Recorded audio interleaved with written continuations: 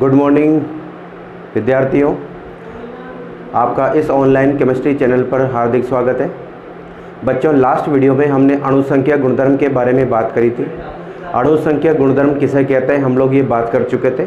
हमने कहा था कि किसी विलेन के वे गुणधर्म जो उसमें उपस्थित विलेय जो हमारे सॉल्यूट पार्टिकल्स होते हैं उनकी संख्या पर निर्भर करते हैं, न कि उनकी प्रकृति पर या उनकी क्वांटिटी पर। ठीक है ना। तो हम क्या ध्यान रखेंगे, किसी विलेन के ऐसे गुणधर्म जो उस विलेन में उपस्थित विलेय अणुओं की संख्या पर निर्भर करते हैं, उन गुणों को क्या कहा गया था, अणुसंख्यक गुणधर्म कहा गया था। और इस टॉपिक के अंतर्गत हमने 4 टॉपिक पढ़ने थे, जिनमें से 2 टॉपिक हम लोग पहले वाली जो क्लासेज हैं उसमें पढ़ चुके हैं। पहला जो हमारे पास था वो था वाष्प दाब अवनमन। इसका मतलब ये था, जब आपने किसी शुद्ध विलेय पदार्थ को जो कि अवाष्पशील था उसको जब किसी शुद्ध विलायक में मिलाया था तो उस विलायक के वाष्प दाब में कमी आ गई थी। उसी कमी को हमने कहा था वाष्प दाब अवनमन। ठीक है ना। दूसरा टॉपिक जो था वो हमने पढ़ा कि क्वथनांक उन्नयन। जब आप किसी शुद्ध विलेय पदार्थ को विलायक में मिलाते हो तो उसके वाष्प दाब में जो कमी आती है वो उस विलेन के क्वथनांक में वृद्धि के क्या होती है, समानुपाती होती है। तो वाष्प दाब में जब कमी आती है तो विलेन का क्वथनांक बढ़ जाता है। उस वृद्धि को ही हमने कहा था क्वथनांक उन्नयन। बच्चों, आज का जो हमारा टॉपिक है वो किसके ऊपर है, वो इस तीसरे टॉपिक के ऊपर है जो है हमारा हिमांक अवनमन। बच्चों, हिमांक अवनमन को डेल्टा टी एफ का मतलब होता है फ्रीजिंग पॉइंट, जमाव बिंदु। तो जमाव बिंदु में जो डिफरेंस आएगा वही होगा हमारा हिमांक अवनमन। अवनमन का मतलब होता है कमी हो जाना। ठीक है। अब पहले बात करते हैं हिमांक बिंदु क्या होता है। तो किसी पदार्थ का वह ताप जो उस पदार्थ की ठोस अवस्था और उसकी जो वाष्प अवस्था है, ठीक है ना, तो ठोस अवस्था और उसकी जो द्रव अवस्था है, ठोस और द्रव अवस्था का जब वाष्प दाब साम्य पर आ जाता है तो उस ताप बिंदु को क्या कहा जाता है, हिमांक बिंदु कहा जाता है। ठीक है, ध्यान रखेंगे आप लोग। हिमांक बिंदु या जमाव बिंदु जो क्या है, एक साम्य ताप बिंदु है जिस पर पदार्थ की ठोस अवस्था और उसकी द्रव अवस्था में साम्य स्थापित हो जाता है। यानी उस बिंदु पर उन दोनों अवस्थाओं, ठोस और द्रव अवस्थाओं का जो हिमांक बिंदु है या वाष्प दाब जो है वो इक्वल हो जाता है, समान हो जाता है, तो उस बिंदु को कहा जाता है हिमांक बिंदु। अब बात करते हैं अपन हिमांक बिंदु अवनमन की। बच्चों, जैसा कि हमने कहा, जब किसी शुद्ध अवाष्पशील विलेय पदार्थ को शुद्ध विलायक में मिलाते हैं तो मिलाने पर जो नया विलेन बनेगा उस विलेन के वाष्प दाब में क्या आ जाती है, कमी आ जाती है। और वाष्प दाब में जो ये कमी होती है ये उसके हिमांक बिंदु के भी क्या होती है, समानुपाती होती है। अर्थात विलयन का जो हिमांक बिंदु है वो भी क्या हो जाता है, कम हो जाता है। माना कि जब आप शुद्ध विलेय पदार्थ को विलायक में मिला रहे हो तो शुद्ध विलायक का जो हिमांक बिंदु है उसको हमने मान लिया TF0। आपको पीछे बोर्ड पे दिखाई दे रहा होगा कि माना शुद्ध विलायक का जो हिमांक बिंदु है उसको हमने क्या माना हुआ है, TF0 माना हुआ है। ठीक है ना। जब आपने विलेय पदार्थ को उसमें मिला दिया विलायक में तो क्या बन गया हमारा, तो हमारा बन गया विलयन। तो उस विलयन का जो हिमांक बिंदु कम हो गया, कम होने के बाद हमने उसकी वैल्यू मान ली TF। ठीक है। मान लीजिए कि जब शुद्ध विलायक था तो उसका जो हिमांक बिंदु है वो था 10 डिग्री सेंटीग्रेड। जब आपने विलेय को मिला दिया, विलेन बना, तो वो हो गया 8 डिग्री सेंटीग्रेड। पहले ज़्यादा था तो TF0 की वैल्यू क्या मान ली हमने, 10 डिग्री सेंटीग्रेड। जब आपने विलेय को मिला दिया, विलेन बना दिया, तो उसकी वैल्यू कितनी हो गई, 8 हो गई। तो कमी कितने की आ गई, वही कमी क्या है हमारा, हिमांक अवनमन। तो हिमांक अवनमन को हमने क्या बोल दिया, डेल्टा TF बोल दिया। अब डेल्टा TF जो हम लोग निकालेंगे तो वो क्या हो जाएगा, वो हो जाएगा TF0 माइनस TF। TF0 क्या है, शुद्ध विलेय का हिमांक बिंदु है और जो TF है वो हो जाएगा हमारे विलयन का हिमांक बिंदु। ठीक है, इन दोनों का डिफरेंस। तो अभी हमने कहा कि वो ये इसकी वैल्यू हमने 10 डिग्री सेंटीग्रेड मान ली थी और इसकी वैल्यू हमने क्या मान ली, 8 डिग्री सेंटीग्रेड। तो इसका डिफरेंस कितना आ गया, 2 डिग्री सेंटीग्रेड का आ गया। वही हो गया हमारा हिमांक अवनमन। इसी को हम जो है एक ग्राफ से भी रिप्रेजेंट करते हैं। हमने वाष्प दाब और तापमान के बीच में क्या बना लिया, एक ग्राफ बनाया। ऊपर वाली जो रेखा देख रहे हैं वो शुद्ध विलायक के हिमांक बिंदु के लिए है। ठीक है ना। अब जब आप विलायक में शुद्ध विलेय पदार्थ को मिलाओगे तो इसके वाष्प दाब में क्या आती है, कमी आती है। तो कमी आ गई तो नीचे वाला वक्र जो है वो विलयन के लिए हो गया। तो विलयन वाली रेखा को हमने थोड़ा सा आगे बढ़ा दिया क्योंकि विलेय को मिलाते हैं तो वाष्प दाब में क्या होती है, कमी। वाष्प दाब में कमी होगी तो इसका हिमांक बिंदु भी क्या होगा, कम होगा। ठीक है ना। तो ये कम हो गया। अब इस टेंजेंट को हमने नीचे एक्स एक्सिस पर मिला दिया, ए पॉइंट से भी नीचे मिला दिया और सी पॉइंट से भी हमने इसको नीचे मिला दिया। तो ए पॉइंट से जो रेखा आई उसको उस तापमान के बिंदु को हमने क्या बोल दिया, टी एफ नॉट, जो कि शुद्ध विलायक का क्या हो गया, हिमांक बिंदु हो गया। इसी प्रकार से सी पॉइंट से एक्स एक्सिस पर जो पॉइंट मिला उसको हमने टी एफ बोल दिया, और वो हो गया हमारे पास में विलियन का हिमांक बिंदु। टी एफ नॉट की वैल्यू ज़्यादा है, टी एफ की वैल्यू कम हो गई, तो T F not minus T F को हमने क्या कहा, डेल्टा टी एफ का। डेल्टा टी एफ हमारा क्या हो गया, हिमांक अवनमन हो गया। ठीक है ना बच्चों, आप समझ गए इस चीज़ को। अब हम इसको जो है न्यूमेरिकली इसको लेके चलते हैं।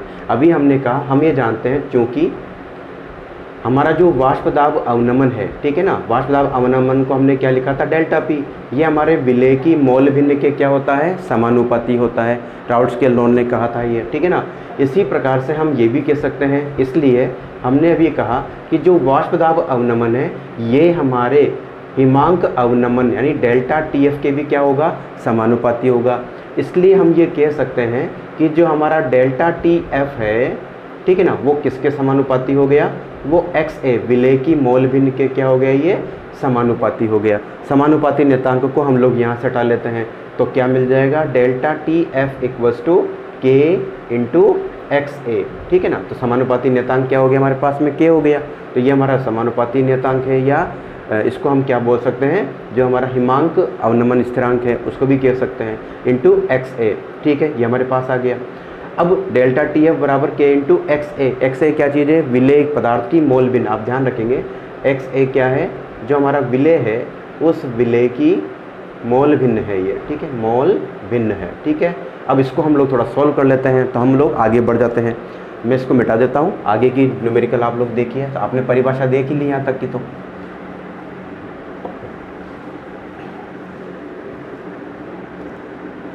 ठीक है, ये हमारा वो आ ही गया था। अब हम इसको आगे लेके चलते हैं, इसको मैं इसमें क्लोज कर देता हूँ। तो delta T F equals to क्या हो गया, एक्स ए हो गया। तो delta T F equals to के इंटू एक्स ए। अब एक्स ए क्या है, विलेय की मोल भिन्न है, तो हम इसको क्या लिख लेंगे, delta T F equals to के इंटू एक्स ए क्या होता है, विलेय की मोल भिन्न निकालना है, तो विलेय के खुद के मोल डिवाइडेड बाय कुल mole n a plus n b होता है। ठीक है ना, ऐसा करते हैं, इसको हम पहले सोल्व कर लेते हैं। ठीक है, एक्स ए हमें निकालना है, तो एक्स ए इक्वल्स टू क्या होता है, n a upon n a plus n b से निकाला जाता है। ठीक है ना, अब मोल निकालने हैं, तो मोल बराबर क्या होता है, वेट अपॉन मोलिकुलर वेट होता है। तो हम इसको क्या लिख लेंगे, W A upon M A divided by W A upon M A plus W B upon M B. इस प्रकार से रखा। विलियन अगर तनु है तो तनु, ज़्यादातर तनु ही होते हैं, तो तनु विलियन में हम जानते हैं तनु विलियन होता है, तो विलेय कम होते हैं विलायक से। तो हम ये कह सकते हैं नीचे वाला जो पार्ट है ये डब्ल्यू ए अपॉन एम ए जो है is very very less than डब्ल्यू बी अपॉन एम बी। इसलिए मैं क्या मान सकता हूँ, इस डब्ल्यू ए अपॉन एम ए जो वैल्यू है इसको अप्रॉक्सीमेट क्या मान लूँ मैं, ये जीरो मान लेता हूँ, नेग्लिजिबल मान लूँगा, नगण्य मान लूँगा।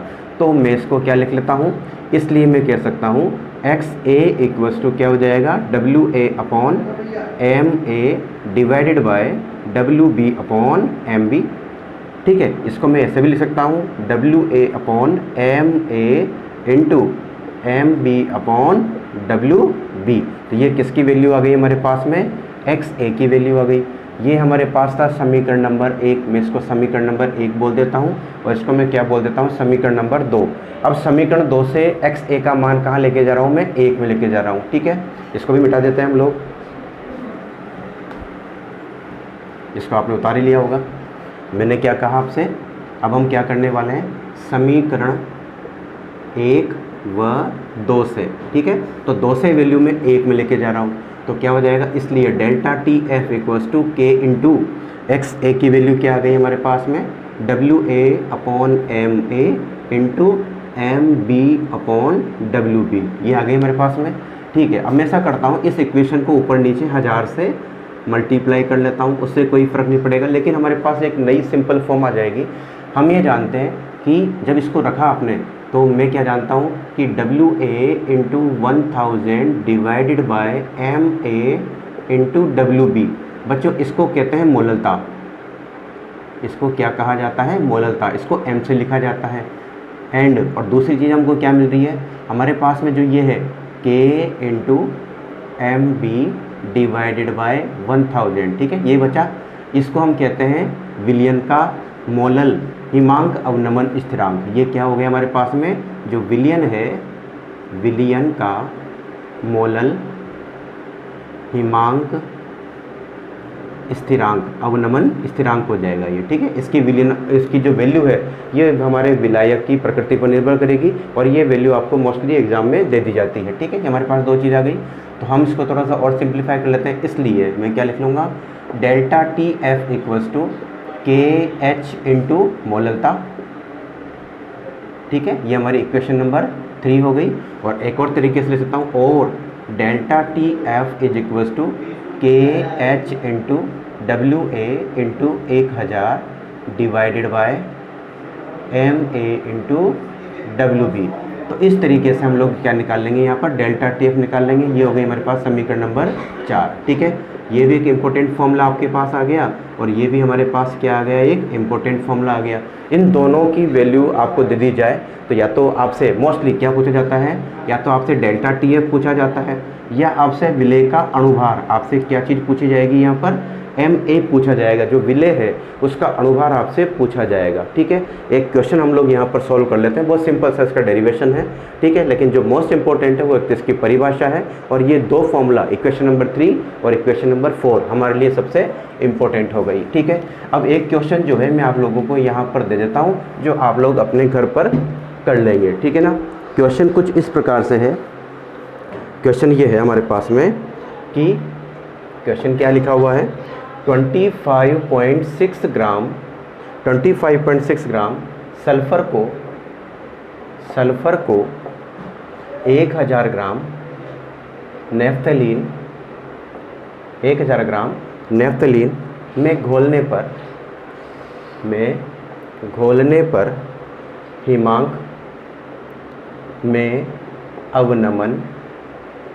में अवनमन 0.68 केल्विन पाया गया। सल्फर का अणुसूत्र ज्ञात कीजिए, ठीक है। अब अणुसूत्र ज्ञात करने के लिए आपको मैं हिंट दे देता हूँ यहाँ पर। सबसे पहले हिंट क्या है, सबसे पहले आपको अणुभार निकालना होगा, यानी आपको क्या निकालना होगा, यहाँ पर एम ए निकालना होगा। प्रश्न में आपको डेल्टा टी एफ दिया हुआ है, के एच आपको दिया हुआ नहीं है, तो मैं दे देता हूँ आपको नेफ्थलीन के एफ बराबर ये कितना है, 6.8 केल्विन किलोग्राम पर मोल। तो आपको डेल्टा टी एफ दिया हुआ है, के एच का वैल्यू दे दिया आपको, डेल्टा टी एफ मिल गया। डब्ल्यू ए आपको गिवन है 25.6 ग्राम, डब्ल्यू बी जो है वो भी आपको दिया हुआ है 1000 ग्राम। आपको क्या निकाल लेना है, यहाँ पर सबसे पहले एम ए निकाल लेना है, ठीक है। जब आपका एम ए निकल जाएगा उसके बाद में आप इसका अणुसूत्र ज्ञात करेंगे, ठीक है। तो मान लेते हैं, मैं इसको हिंट देता हूँ आपको, माना अणुसूत्र जो है, सल्फर का अणुसूत्र निकालना है, तो माना अणुसूत्र बराबर क्या मान लिया, एस एक्स मैंने मान लिया, ठीक है। अब जो अणुभार आपका निकलेगा उसी से सूत्र निकलेगा, तो आपको क्या करना है, अणुभार आप निकाल रहे हैं, ध्यान रखना, एम ए आप यहाँ से निकालेंगे तो अणुभार बराबर हो जाएगा x इंटू, अब सल्फर का परमाणु भार कितना होता है, 32, ठीक है। x की वैल्यू आप लोग निकाल लेंगे, इससे अणुभार आपका वहाँ से आ जाएगा 32, तो x बराबर क्या हो जाएगा, x बराबर हो जाएगा अणुभार बटे 32, जो भी आएगा उसको आप रख देना, तो आपको क्या मिल जाएगा, उस यौगिक का अणुसूत्र कैलकुलेट हो जाएगा, ठीक है। बहुत सिंपल सा फॉर्मूला है, बोर्ड में आने लायक प्रश्न बनता है ये, ठीक है।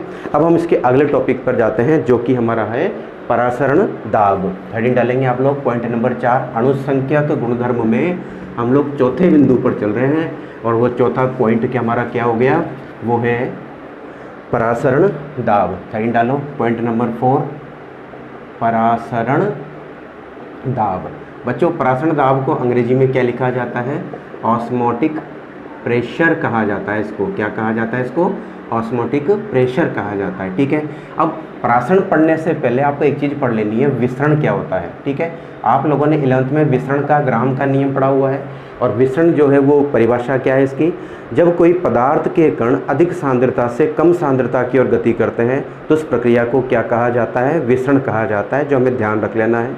आपने कमरे में अगरबत्ती जलाई या परफ्यूम की एक बूंद को स्प्रे किया तो पूरे कमरे में उस गंध का फैल जाना, वो कौन सी क्रिया है, विसरण। और परिभाषा क्या है, पदार्थ के कणों का अधिक सांद्रता से कम सांद्रता की ओर फैल जाना। The motion of particles from high concentration to low concentration is known as diffusion. तो विसरण को अंग्रेजी में क्या कहते हैं, हम डिफ्यूजन कहते हैं। ठीक है, यह चीज़ समझ में आ गई आपको। अब बात करते हैं हम परासरण और परासरण दाब की क्या है। हम एक एक्सपेरिमेंट यहाँ पर ले लेते हैं। हमने क्या किया है, कांच का एक पात्र लिया हुआ है जो यू शेप का है। ठीक है, कांच का जो ये पात्र है ये किस शेप का है, यू शेप का है। हमने इसके अंदर क्या किया, इसके सेंटर पर एक अर्ध पारगम्य झिल्ली लगा दी। ये जो मैं लगा रहा हूँ ये क्या चीज़ है, अर्ध पारगम्य झिल्ली, सेमी परमेबल मेम्ब्रेन। बच्चों इसको जानतव झिल्ली भी कहते हैं, एनिमल मेम्ब्रेन भी इसको कहा जाता है। ठीक है ना। अब इसकी खास बात क्या है, ये कुछ विशेष पदार्थों को तो मूवमेंट होने देती है और कुछ विशेष पदार्थों को मूवमेंट होने नहीं देती। मैं एक एग्जांपल देता हूँ। जैसे हमारी जो बॉडी की जो स्किन है वो पानी के लिए तो क्या है, इम्परमेबल है, अपारगम्य है। आप अपनी स्किन पर पानी की बूंदें डालिए कि वो, लेकिन वो पानी की बूंदें जो हैं आपकी स्किन में अंदर की ओर नहीं जा पाएंगी। लेकिन आप स्किन के पोर पर कोई वैक्स या तेल या मोम, कोई घी, कोई इस तरह की चीज़ लगाओगे और उसको जब मालिश करोगे तो आप क्या देखोगे कि वो जो घी है या तेल है वो स्किन में अंदर चला जाता है। इसका मतलब आपकी जो स्किन है वो किसकी तरह काम कर रही है, एक अर्ध पारगम्य झिल्ली की तरह काम कर रही है। कुछ विशिष्ट पदार्थों को तो अंदर जाने दे रही है और कुछ विशिष्ट पदार्थों को अंदर नहीं जाने दे रही है। ठीक है ना। ऐसा क्यों हुआ, क्योंकि अर्ध पारगम्य झिल्ली में कुछ बारीक बारीक से छिद्र होते हैं, छेद होते हैं। उनके आकार से अगर किसी पदार्थ का आकार छोटा होगा तो उसको वो जाने देगी, लेकिन अगर उससे बड़ा होगा तो वो उन पदार्थ को जाने नहीं देगी। ठीक है ना। तो ये बात आपको समझ में आ गई। तो मैंने अर्ध पारगम्य झिल्ली को इस यू आकार के टैंक में, ग्लास टैंक में फिट कर दिया। अब मैं क्या कर रहा हूँ कि इसमें एक अलग अलग सांद्रता के विलयन को भरने के बाद इसमें ये पिस्टन लगे हुए हैं। देखिए आप, इन दोनों की हाइट बिल्कुल सेम है। ठीक है, इन दोनों की हाइट मैंने सेम रखी हुई है। और ये क्या लगा दिया हमने, यहाँ पर एक पिस्टन लगा दिया। ठीक है, हमने ये क्या लगाया हुआ है, यहाँ पे पिस्टन लगाया हुआ है। ठीक है, अब इसके अंदर मैं जो है सॉल्यूशन ए भर रहा हूँ और इसके अंदर जो है मैं सॉल्यूशन बी भरूंगा, विलियन ए। ठीक है, यहाँ क्या भरूंगा मैं, विलियन ए मैंने इसे भर दिया और ये यहाँ पर क्या भर दिया, विलियन बी भर दिया। ठीक है, जिनकी सांद्रताएं अलग अलग हैं। अब मैंने क्या कहा, मैंने कहा कि यहाँ तो 5% चीनी का बोल दो या नमक का बोल दो, 5% NaCl विलियन है। ठीक है, और इधर मैं कह देता हूँ कि 20% NaCl का विलियन हो गया। ठीक है, अब मैंने इन दोनों को भर दिया और भरने के बाद इसको छोड़ दिया कुछ समय के लिए। तो मैं क्या देखता हूँ कि पिस्टन जो आपने लगाए हुए थे, ठीक है ना, ये पिस्टन एक साइड वाली जगह पर, ठीक है, ये आपका सॉल्यूशन भरा हुआ है यहाँ पे। ठीक है, ऐसे सॉल्यूशन यहाँ पर भरा हुआ है, लेकिन इनकी सांद्रताएं कैसी हैं, अलग अलग हैं। थोड़ी देर के लिए जब इसको छोड़ दूंगा तो मैं क्या देखता हूँ कि ये पिस्टन जो ए पार्ट वाला था ये तो नीचे हो जाएगा और बी पार्ट वाला जो पिस्टन है ये अपनी नॉर्मल जो हाइट थी उससे ये थोड़ा सा ऊपर चला जाएगा। मतलब ये तो इनिशियल कंडीशन है। ये कौन सी कंडीशन हो गई इसकी, प्रारंभिक वाली, जब आपने शुरू में स्थापित किया था।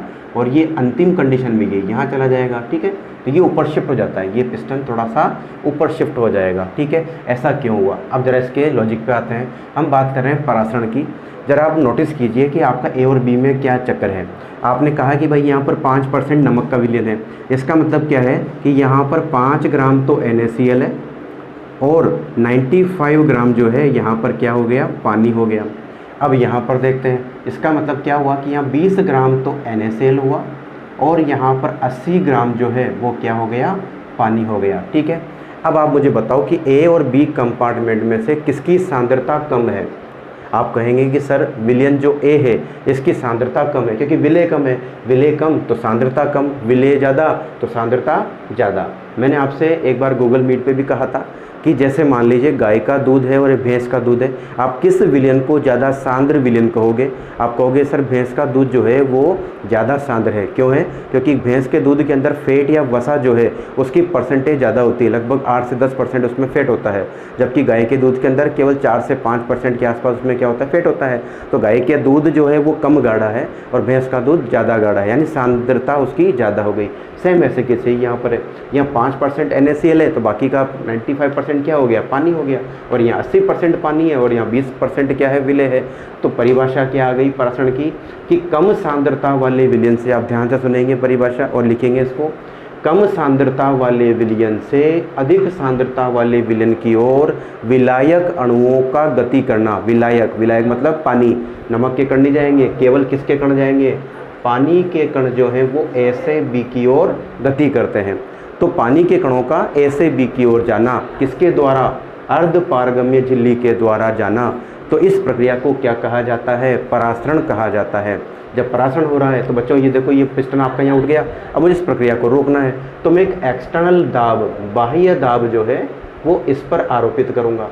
वो बाह्य दाब जितना अमाउंट का इस पर लगेगा ताकि ये प्रक्रिया रोकी जा सके, तो इस एक्स्ट्रा दाब को ही क्या कहा जाएगा? परासरण दाब कहा जाएगा। ठीक है, मैं दोबारा से परिभाषा बोल देता हूँ। विलायक अणुओं का कम सांद्रता से अधिक सांद्रता की ओर अर्ध पारगम्य झिल्ली से गुजरना क्या कहलाता है? परासरण कहलाता है। और वह अतिरिक्त दाब जो इस प्रक्रिया को रोकने के लिए आवश्यक है, इस प्रक्रिया को रोकने के लिए आवश्यक है, उस अतिरिक्त दाब को क्या कहा गया है? परासरण दाब कहा गया है। आप परिभाषा समझ गए आप इसकी चीज़ की? ठीक है, अब परासरण दाब को बच्चों हम पाई से रिप्रेजेंट करते हैं। इसको किससे रिप्रेजेंट किया जाता है? पाई से रिप्रेजेंट किया जाता है। ठीक है, अब इसके डेरिवेशन तक हम बाद में जाते हैं, पहले यहाँ पर कुछ इंपॉर्टेंट परिभाषाएं आप समझ लीजिए। 3 इंपॉर्टेंट यहाँ परिभाषाएं आती हैं जब आप नीट का एग्जाम देते हैं या जेई का एग्जाम देते हैं। आपके पास में सॉल्यूशन दिख ही रहा है, एक कम सांद्रता वाला है, एक ज़्यादा सांद्रता वाला है। ठीक है, तो 3 चीज़ें आपको ध्यान रखनी है। पहला तो है हमारे पास में अति परासरी विलयन, अति परासरी विलयन। ठीक है, दूसरा जो हमारे पास टेक्निकल टर्म है वो हो जाएगा अल्प परासरी विलयन। और तीसरी जो हमारे पास टेक्निकल टर्म है वो उसको कहा जाता है सम परासरी विलयन। ठीक है, अति परासरी विलयन, अल्प परासरी विलयन और सम परासरी। अति परासरी विलयन को अंग्रेजी में कहा जाता है हाइपरटोनिक सॉल्यूशन। अंग्रेजी वर्ड भी ध्यान रखेंगे, क्या बोलते हैं इसको? Hypertonic solution. इसको लिखा जाता है हाइपोटोनिक सॉल्यूशन। ठीक है, और इसको कहा जाता है आइसोटोनिक सॉल्यूशन। ठीक है, 3 वर्ड आ गए हमारे पास में। अब जरा इसको नज़र डालते हैं। अति का मतलब क्या होता है? अति का मतलब होता है ज़्यादा, यानी ऐसा विलयन, 2 विलयन है आपके पास में SPM से अलग किए हुए, तो ऐसा विलयन जिसका परासरण दाब ज़्यादा हो उसको क्या कहेंगे? अति परासरी विलयन। ठीक है, ऐसा विलयन जिसका परासरण दाब क्या हो? ज़्यादा हो, तो उसको क्या कहना है? अति परासरी विलयन कहना है। तो बताओ, देखिए A और B कंपार्टमेंट में से किसका परासरण दाब ज़्यादा होगा? तो आपको होगा कि सर B वाले का ज़्यादा होगा। बिल्कुल होगा, क्योंकि यहाँ पर विलायक देखो, विलय क्या है? 20% है, जबकि यहाँ विलय केवल कितने हैं? 5% है। तो जहाँ विलय ज़्यादा उसका परासरण दाब भी ज़्यादा। तो B वाला विलयन जो है, B वाला जो विलयन है वो हमारा क्या हो गया? अति परासरी विलयन हो गया। अब बात आती है अल्प परासरी विलयन। ऐसा विलयन जिसका परासरण दाब कम हो तो उसको क्या कहा जाएगा? अल्प परासरी विलयन कहा जाएगा। तो अल्प परासरी विलयन किसको मान लेंगे हम? A को मान लेंगे, क्योंकि विलय कम है तो परासरण दाब भी क्या होगा? इसका कम ही होगा। तीसरा आता है हमारे पास समपरासरी विलयन। बच्चों ये जो प्रक्रिया है जो A से B की ओर विलायक जा रहा है, ये ज़िंदगी भर नहीं चलेगी। 1 घंटे 2 घंटे या 3 घंटे चलने के बाद में ये प्रक्रिया धीरे धीरे मंद पड़ जाएगी और एक समय ऐसा आ जाएगा जब ये परासरण की प्रक्रिया रुक जाएगी। इसका मतलब क्या हुआ कि A और B जो कंपार्टमेंट हैं इन दोनों की सांद्रताएं बराबर हो चुकी हैं, एक साम्य स्थापित यहाँ पर हो चुका है। अब ये प्रक्रिया नहीं होगी है, तो उस कंडीशन में जब दोनों कंपार्टमेंट की सांद्रताएं बराबर हो गई तब उस कंडीशन वाले विलयन को क्या कहा जाएगा? समपरासरी विलयन। तो परिभाषा क्या बन गई? परासरण प्रक्रिया के पश्चात बनने वाला ऐसा विलयन जिसकी सांद्रताएं आपस में बराबर हो जाती हैं, तब उसके या सांद्रताएं बराबर हो जाती हैं जिस वजह से उनका परासरण दाब भी समान हो जाता है, तो ऐसे विलयन को क्या कहा जाता है? समपरासरी विलयन कहा जाता है। ठीक है, ये बात आपको समझ में आ गई। अब हम आगे बढ़ते हैं इसके डेरिवेटिव वाले पार्ट की ओर। ठीक है, डायग्राम आप इसी पॉइंट ऑफ व्यू से आप बना लेंगे इसको। अब बात आ रही है इसके डेरिवेशन की, तो हम इसके डेरिवेशन पे आ जाते हैं। बच्चों आप ये जानते हो कि आदर्श गैस समीकरण क्या है? आदर्श गैस समीकरण। ठीक है, अब आदर्श गैस समीकरण क्या थी? PV = nRT होती है। हम सब जानते हैं कि आदर्श गैस समीकरण क्या होती है? PV = nRT होती है। इस दाब की जगह पर हम इसको परासरण दाब मान लेते हैं, तो इसलिए हम इसको क्या लिख लेंगे? या पाई V क्या हो जाएगा? ये nRT हो जाएगा। तो क्या मैं इसको ऐसे लिख सकता हूँ क्या? पाई मैं इसको n/v RT लिख लूँगा, तो मेरे पास एक समीकरण ये आ गई। ठीक है, आप इसको ध्यान रख लेंगे, ये हमारे पास समीकरण नंबर 1 आ गई। अगर आपको विलयन के मोल दे दिया जाए, विलयन का आयतन दे दिया जाए, ये हमारा गैस नियतांक हो गया। R हमारे पास क्या होता है? गैस नियतांक होता है। और इस गैस नियतांक की जो वैल्यू है हम ये जानते हैं 0.082 केल्विन। ठीक है, केल्विन एटीएम पर मोल। ठीक है, तो ये हम इस चीज़ को ध्यान रखेंगे, 0.082 इसकी वैल्यू होती है। तो R की वैल्यू टी जो है ये हमारे विलयन का ताप है, ठीक है। तो जो नॉर्मल टेम्परेचर हो उसको आपको काय में लेना है, केल्विन में, ठीक है। अगर नहीं दिया हुआ है तो हम इसको कितना मान लेंगे, 27 डिग्री सेंटीग्रेड मानेंगे, यानी 27 डिग्री का मतलब क्या हो गया, 300 केल्विन हम इसको मान लेंगे, अदरवाइज आपको दिया हुआ होता है, ठीक है। अब N/V क्या होता है, ठीक है, पहले अब यहाँ चलते हैं अपन N/V। N/V होती है हमारी सांद्रता, तो पाई इक्वस टू क्या हो जाएगा, CRT। तो हमारी दूसरी समीकरण क्या आ गई, पाई इक्वस टू CRT। तो C क्या हो जाएगी, विलयन की सांद्रता, विलयन की सांद्रता, वो आपको मोलरता में या मोलरता में जैसे भी कुछ है वो आपको दे देगा यहाँ पर, तो विलयन की सांद्रता हो जाएगी, ठीक है। अब हम जानते हैं मोल, तो मोल N इक्वस टू क्या होता है, WA/MA, विलय के ऊपर चलेगा सब कुछ ये, इसलिए मैं इस समीकरण 1 को क्या लिख लूँगा, इसलिए pi equals to WA/MA into V, और ये हमारा क्या हो गया, RT। तो हमारी तीसरी समीकरण ये आ गई, थर्ड इक्वेशन बन गई। WA हमारे विलय की ग्राम में मात्रा, WA क्या हो जाएगा, विलय, विलय की ग्राम में मात्रा, ठीक है। और जो MA है ये हो जाएगा विलय का अणुभार, विलय का जो भी चीनी या जो कुछ भी चीज़ मिलाएंगे उसका वो क्या हो जाएगा, अणुभार हो जाएगा, ठीक है। ये हमने रख लिया यहाँ पर। V हमारा आयतन हो गया, V क्या हो जाएगा, विलयन का आयतन, विलयन का आयतन आप लीटर में ले लेना, नहीं है तो आप उसको बदल लेना लीटर क्यों, ठीक है, ये हो जाएगा। अच्छा एक और चीज़, वेट अपॉन वॉल्यूम क्या होती है हमारे पास में, डेंसिटी, तो एक और फॉर्मूला बन जाएगा, और पाई इक्वल्स टू डेंसिटी घनत्व अपॉन MA इंटू RT। तो हमारे पास में चौथी समीकरण ये आ गई, ठीक है। अब ध्यान रखना, WA अपॉन वॉल्यूम ये हमारी क्या होती है, डेंसिटी, घनत्व जो होता है वो उसका फॉर्मूला है ये, ठीक है। तो इसकी जगह हमने क्या रख दिया, D, तो D upon MA into RT, MA वही है हमारे पास में विलय का अणुभार, ये पाई निकल जाएगा। तो इस तरीके से हम या तो हम इस इक्वेशन को यूज करेंगे, या हम इसको यूज करेंगे, या हम इसको यूज करेंगे, या फिर इसको। तो 4 इक्वेशन हमारे पास में है, इन चारों इक्वेशन से हम लोग पराश्रण दाब की गणना कर लेते हैं, ठीक है। तो आप देख लेना, जो भी क्वेश्चन आपकी लैंग्वेज बोल रहा है उसके अनुसार हम इसको सॉल्व आउट करेंगे। एक और चीज़ जो है, जब हमारा विलयन समपराशरी हो जाता है तब हम क्या करेंगे, ठीक है। तब एक और इम्पोर्टेंट क्वेश्चन बनता है यहाँ पर, अगर हमारा विलयन समपराशरी है तो क्या होगा, तो समपराशरी, समपराशरी विलयन के लिए, समपराशरी विलयन के लिए क्वेश्चन बन के आ चुका है बोर्ड में एक बार, तो आप लोग इसको ध्यान रख लेंगे। समपराशरी विलयन के लिए क्या करें, अगर समपराशरी विलयन है तो जो पहला विलयन है इसका पराशरण दाब दूसरे वाले विलयन के पराशरण दाब के क्या होगा, बराबर हो जाएगा। तो पाई 1 इक्वस टू क्या हो जाएगा, पाई 2। अब पाई इक्वस टू क्या होता है हमारे पास में, CRT, तो CRT इक्वस टू क्या हो जाएगा, CRT। तापमान दोनों का बराबर रहेगा, R सेम रहेगा, तो C1 इक्वस टू C2, ठीक है। RT से RT कट गया तो हमारे पास क्या बचा, C1 इक्वस टू C2 बच गया, ठीक है। अब C सांद्रता क्या होती है, N/V, ठीक है। N1/V इक्वस टू क्या हो जाएगा, N2/V, क्योंकि दोनों ही विलयनों के आयतन क्या हो जाएंगे, वहाँ पे बराबर हो जाएंगे, आयतन कट गया, इसलिए हमको क्या मिल गया यहाँ पर, N1 इक्वस टू N2 मिल गया। मोल बराबर क्या होता है, वेट अपॉन मोलिकुलर वेट, इसलिए हम इसको क्या लिख लेंगे, W1/M1 इक्वस टू W2/M2। तो ये हमारे पास इक्वेशन आ गई, 4 डाटा हमारे पास है, ठीक है। समीकरण 4 आ गई थी, ये हमारे पास समीकरण नंबर क्या आ गई, 5। वेरी इंपॉर्टेंट फॉर्मूला, ठीक है। आपको 4 डाटा में से कोई 3 डाटा आपको दे दिए जाएंगे और चौथा डाटा आपसे पूछ लिया जाएगा। एक क्वेश्चन जो है वो कुछ इस प्रकार से है, आप ध्यान रखना, बोर्ड में दिया हुआ है क्वेश्चन है ये। क्वेश्चन कुछ इस प्रकार से है, क्वेश्चन ये बोल रहा है 4% यूरिया, 4% यूरिया विलयन, 4% यूरिया विलयन एक अन्य कार्बनिक यौगिक, उस यौगिक को A माना हुआ है, यौगिक A के 12% के साथ समपराशरी है, के साथ क्या है वो, समपराशरी है। तो A यौगिक का अणुभार बताइए, A यौगिक का अणुभार बताइए, ठीक है। अब अणुभार बोल रहा है, आप इनमें से किसी को भी M1 या M2 के रूप में ले लीजिए, तो या तो आपको M1 निकालना होगा या आपको क्या निकालना है, M2 निकालना है, ठीक है। तो इस क्वेश्चन को आप सॉल्व करके बताएंगे कि इसका आंसर क्या आएगा, ठीक है। अगली क्लास में मैं आपसे समपराश्रयी विलयन के लिए जो क्वेश्चन दिया हुआ है इसके बारे में मैं आपसे बात करूँगा। अब बात जो है हमारे पास जो अगला वीडियो आएगा वो आएगा असामान्य आणविक द्रव्यमान के लिए, जो कि हम लोग अगले वीडियो में बात करेंगे। ठीक है बच्चों।